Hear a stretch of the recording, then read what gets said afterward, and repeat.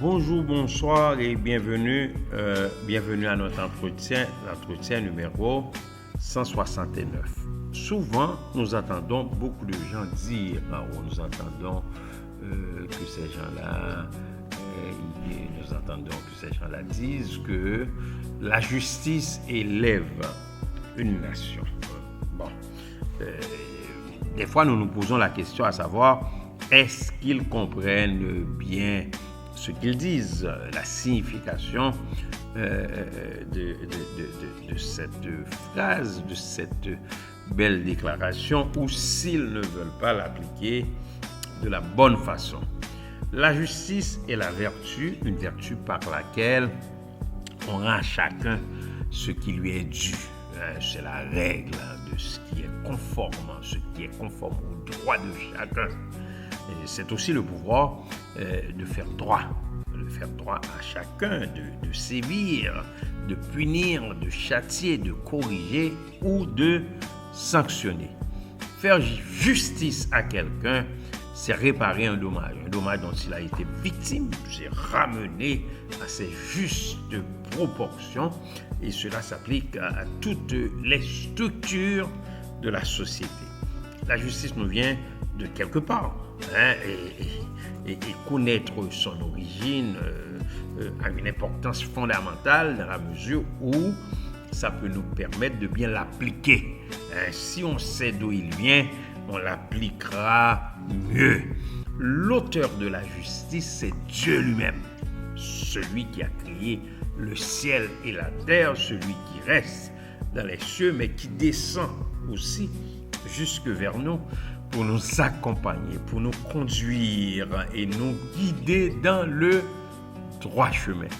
La justice est l'un des attributs de Dieu. C'est ce que Dieu demande, c'est ce qu'il exige, chers amis. Et tout ce que nous faisons devait être une réflexion de ce que Dieu a établi. Cette réflexion devait se manifester ou doit se manifester dans toutes les structures de notre société. Elle doit être dans nos familles, dans nos communautés et aussi dans l'État. C'est Dieu qui a établi la justice et elle doit se manifester, comme je viens de vous dire, dans toutes les structures de la société. Tout ce que nous faisons doit refléter la vision de Dieu. Donc, sa vision doit être reflétée dans ce que nous faisons. On ne peut pas appliquer la justice selon nos propres pensées ou selon les pensées des autres. Les nations qui l'appliquent selon leur vision des choses, en excluant Dieu, connaissent des difficultés, des gênes, des tourments, des obstacles. Dans Deutéronome 1er, le verset 17, l'Éternel parla à Moïse, son serviteur, concernant l'application de la justice en Israël. Il lui a dit, vous n'aurez point égard à l'apparence des personnes dans vos jugements. En d'autres termes, vous ne devez pas utiliser votre justice selon le modèle des hommes. Pourquoi? Parce que c'est Dieu qui rend la justice. C'est sûr que la situation de notre pays, la situation d'Haïti est difficile. C'est sûr, même s'il y a certains hommes de loi qui sont honnêtes, il y en a beaucoup. Moi, je les connais personnellement. Ce sont des amis qui veulent faire leur travail comme il faut, qui veulent appliquer la loi.